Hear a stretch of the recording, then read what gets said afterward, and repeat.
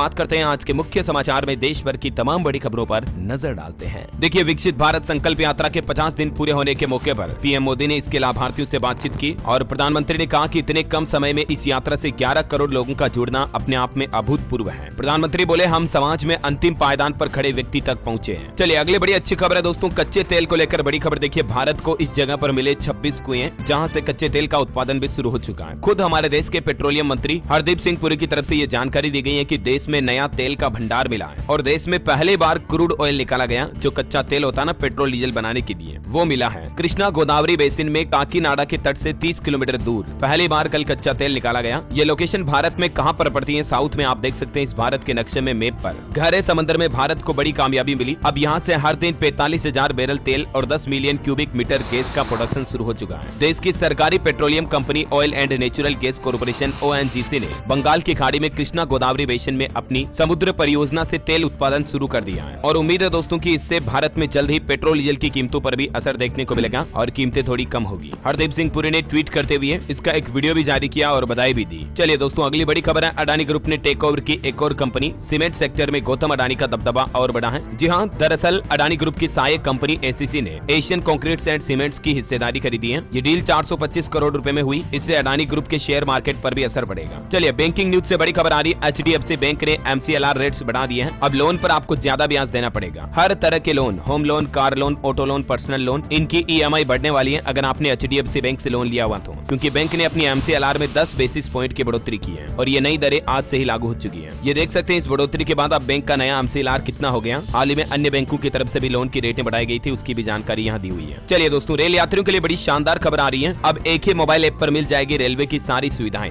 यात्रियों की परेशानी दूर होगी और अलग अलग मोबाइल ऐप के झंझट से भी छुटकारा मिलेगा। अभी आपको पता होगा IRCTC भारतीय रेलवे में खान पान का अलग ऐप है, टिकट बुकिंग का अलग ऐप है। तो अब मुसाफिरों की राह आसान करेगा रेलवे। एक सुपर ऐप बना दिया जहां एक ही मोबाइल ऐप पर सारी सुविधाएं मिलेगी, जिसमें टिकट बुकिंग से लेकर PNR स्टेटस चेक करना हो, ट्रेन ट्रैकिंग, ट्रेन में food delivery, flight ticket booking समेत सारी सुविधाएं मिलेगी। ये केंद्र सरकार के उमंग ऐप की तरह है जहां ढेर सारी सुविधाओं का आप फायदा ले पाएंगे। रेल अधिकारियों का कहना है कि इस मोबाइल ऐप के डेवलपमेंट का काम शुरू हो चुका है। इसे पूरा तैयार होने में तकरीबन 3 साल लगेंगे। 90 करोड़ रुपए खर्च होंगे, है ना। और चलिए दोस्तों अगली बड़ी अच्छी खबर आ रही है, किसानों और गरीबों को भी पैक्स के जरिए मिलेगा सस्ती दवाओं का लाभ। केंद्रीय गृह मंत्री अमित शाह की तरफ से यह बड़ी घोषणा की गई है। पैक्स का मतलब होता है दोस्तों प्राइमरी एग्रीकल्चरल क्रेडिट सोसाइटीज, प्राथमिक कृषि ऋण समितियों के जरिए भारतीय जन औषधि केंद्रों की ही तरह अब गाँव में भी किसान और गरीब लोगों को सस्ती दवा मिलेगी। गृह मंत्री ने कहा कि अभी हमारे देश में 10,000 से ज्यादा जन औषधि केंद्र हैं, जिनसे पिछले 9 वर्षों में गरीबों को तकरीबन 25,000 करोड़ रुपए की बचत हुई है दवाओं के मामले में। चलिए दोस्तों अगला बड़ा महत्वपूर्ण अपडेट है, अगर आपने भी PPF या सुकन्या समृद्धि योजना जैसे अकाउंट खुलवा रखे हैं तो उनमें मिनिमम अमाउंट जमा कर दें, क्योंकि 31 मार्च तक अगर आप ऐसा नहीं करोगे तो आपकी ये स्कीम्स का अकाउंट बंद हो जाएगा। हर फाइनेंशियल ईयर में आपको पता होगा इन योजनाओं में कम से कम जो मिनिमम इन्वेस्टमेंट राशि होती है वो डालना जरूरी होता है। जैसे PPF के लिए 500 रुपए है, सुकन्या समृद्धि योजना में हर महीने कम से कम 250 रुपए जमा कराने पड़ते हैं। अगर आप ऐसा नहीं करते हो आखिरी तारीख से पहले तो फिर आप पर 50 रुपए की पेनल्टी लगेगी। और इसी तरह से PPF अकाउंट में भी मिनिमम डिपॉजिट न करने पर आपको कई तरह की परेशानियां आ सकती है। हर साल के हिसाब से यहाँ पर भी 50 रुपए का जुर्माना देना होगा। ठीक है, तो 31 मार्च से पहले आप इन योजनाओं में निवेश कर दें। चलिए अगली बड़ी अच्छी खबर है, अमेरिका में भी राम मंदिर का जश्न होगा। 20 जनवरी को शिकागो समेत कई शहरों में निकाली जाएगी कार रैली। जैसे जैसे 22 तारीख नजदीक आ रही है राम मंदिर उद्घाटन की, वैसे वैसे तैयारियां भी जोरों शोरों पर चल रही है। खबर है कि प्राण प्रतिष्ठा के दिन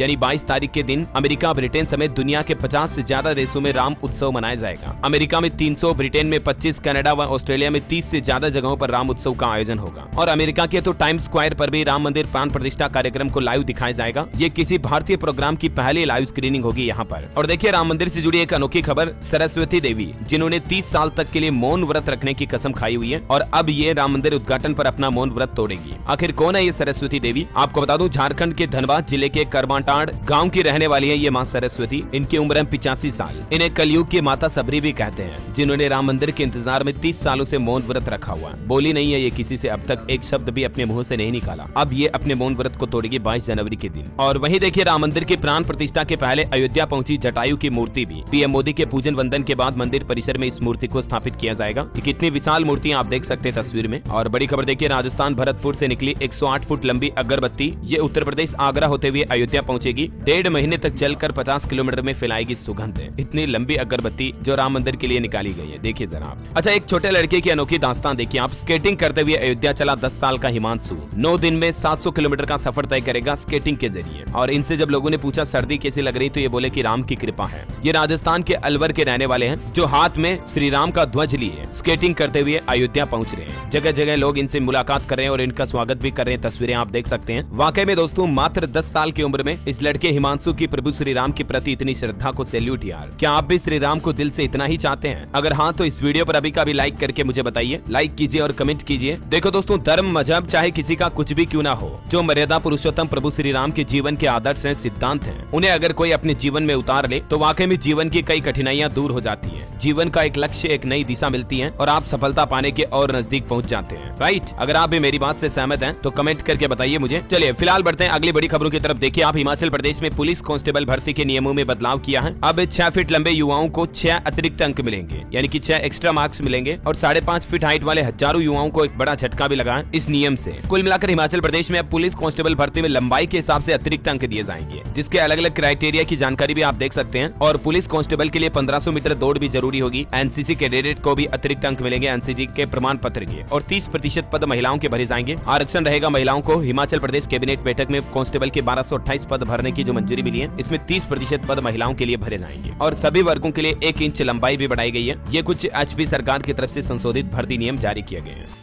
देखिए अगला अपडेट, पंजाब में बसों में जितनी सीटें होगी उतनी ही सवारी बैठ पाएगी। 23 जनवरी से रोडवेज कर्मचारी खुद लागू करेंगे ये नियम। पंजाब में रोडवेज कर्मचारी अगले महीने हड़ताल करने जा रहे हैं और इससे पहले सवारियों को लेकर भी रोडवेज कर्मचारियों का कहना कि अब जितनी सीट होगी उतनी ही सवारियों को बिठाया जाएगा। चलिए बड़ी खबर है, मध्य प्रदेश में शीतलहर के चलते स्कूलों का समय बदला गया। 20 जनवरी तक सुबह 10 बजे से स्कूल खुलेंगे। मध्य प्रदेश के कई जिलों में बारिश और कोहरे का भी अलर्ट है और इसीलिए स्कूलों में ये टाइमिंग बदली गई है। पुरानी पेंशन योजना को लेकर बड़ी खबर आ रही है दोस्तों। केंद्र और राज्य सरकार के कर्मियों ने पुरानी पेंशन योजना की मांग को लेकर देश भर में शुरू की रिले हंगर स्ट्राइक। ओपीएस के लिए गठित national joint council of action में कई एसोसिएशन ने भी हिस्सा लिया, जिसकी जानकारी भी आप देख सकते हैं। और कर्मचारियों की मांग है कि ये स्ट्राइक, ये हड़ताल और बड़ी कर दी जाएगी अगर सरकार इनकी मांग को नहीं मानती है तो। चलिए अगला बड़ा फैसला देखिए, डीजीसीए ने पायलट्स की ड्यूटी टाइम से जुड़े नियमों में भी बदलाव किया है। अब साप्ताहिक विश्राम अवधि को बढ़ाकर 48 घंटे कर दिया गया है। इसके अलावा रात के घंटे बढ़ाने और रात में उतरने वाले विमानों की संख्या 6 से बढ़ाकर केवल 2 करने का प्रावधान किया है, ताकि जो हवाई जहाज उड़ाने वाले पायलट्स होते हैं ना, उनको थकान ना आए और हवाई दुर्घटनाएं होने की संभावना ना रहे। इसलिए पायलटों को थकने पर अब ज्यादा आराम मिलेगा। इतना ही नहीं, एयरलाइंस कंपनियों को अब पायलट्स की क्रू मेंबर्स की थकान रिपोर्ट भी डीजीसीए को सौंपनी होगी। ये संशोधित नए नियम इसी साल 1 जून 2024 से लागू होने जा रहे हैं।